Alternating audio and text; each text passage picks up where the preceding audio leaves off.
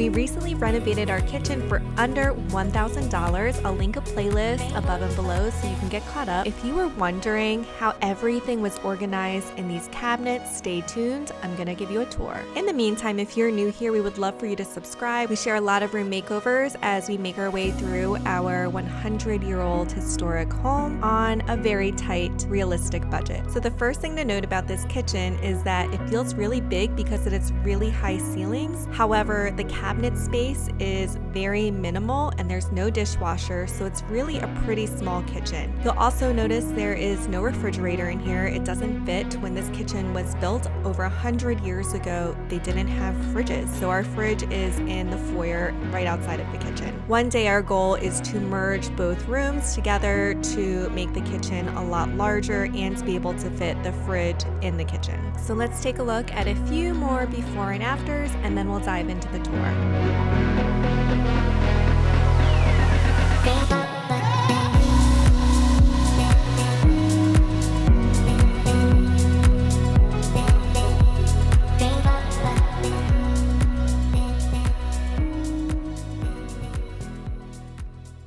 So let's start the tour with this long wall of cabinetry and countertop. In this cabinet here, we have nothing. We have a lot of dirt and probably some very mysterious items under that radiator. So while the space is pretty worthless and we would not keep any food down here, it is really nice to have the counter space on top.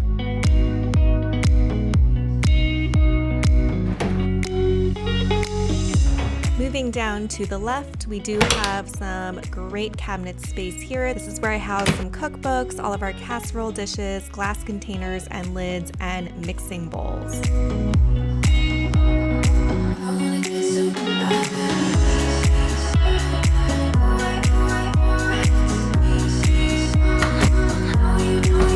Alright, moving up to these very oddly sized drawers. We have towels, we have some baking scoops, and some miscellaneous small baking ingredients like yeast and gelatin.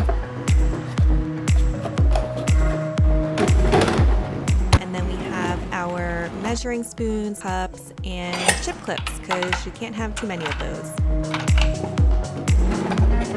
And then the last drawer up here, we have some more baking ingredients that are smaller in size, such as our baking powder and soda, cocoa powder, cornstarch, etc.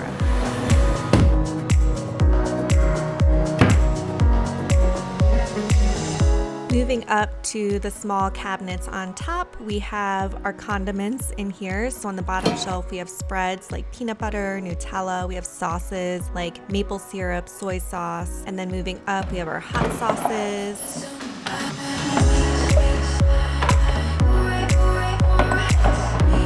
And on the very top shelf, we have our leftover sauces from Chick-fil-A.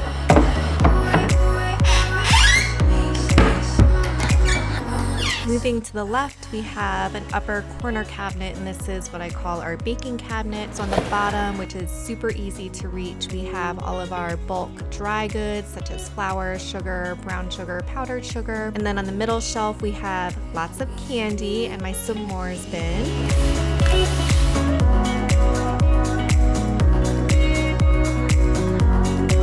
On the top shelf, we have baking supplies like pie weights, a rolling pin, muffin tin, and cake pans.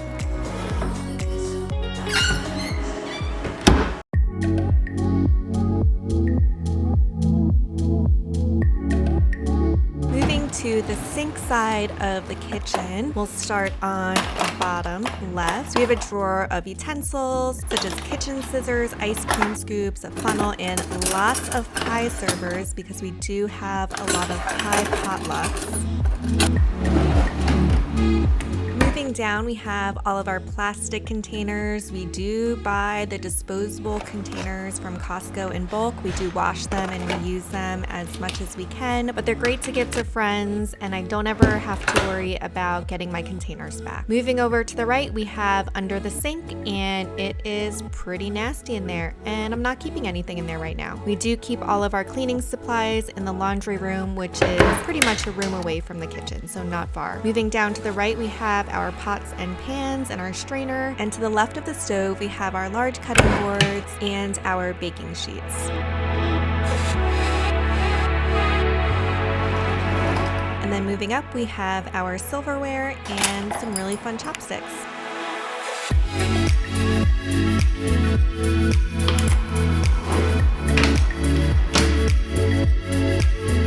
And then we do have one upper cabinet above the sink, and this is where we keep our dishes, so it's very easy to put them away after we wash them. Nothing fancy. I'm down to 2 milk glass cups here. I used to have a bunch more, but they broke. And we just have a bunch of plain, simple Corelle dishes because kids. We did have a lot more glasses here. We don't drink wine. We just use them for drinking glasses, but they all broke. Like I said, kids. And then we do have some really fun milkshake glasses, ice cream cups, and some little utensils for charcuterie boards.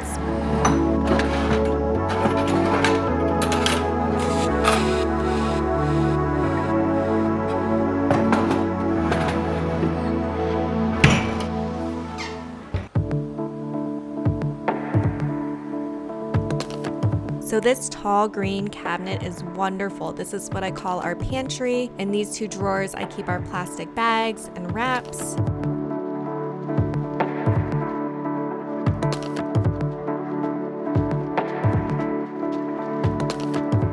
And then down below, we just have some overflow storage. Don't use this space too often. I have some containers for utensils that we don't use a whole bunch, cookie cutters. I also have a whole collection of glass jars in assorted sizes with lids, and I use these to store overflow food in. And then on the bottom, I'll just store pantry items that are too heavy to put up high.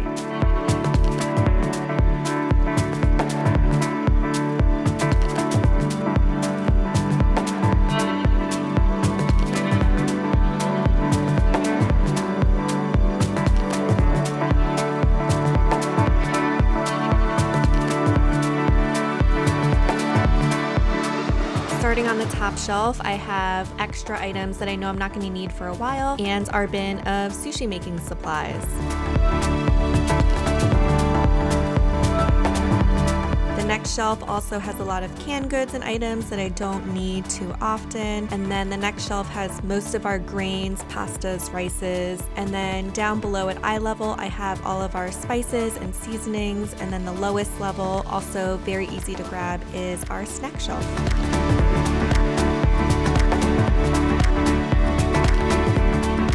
I hope that you enjoyed this glimpse into our finally finished kitchen makeover. Give it a thumbs up if you enjoyed it. Make sure that you are subscribed so you don't miss the next video where we're going to give you a sneak peek of the next room makeover.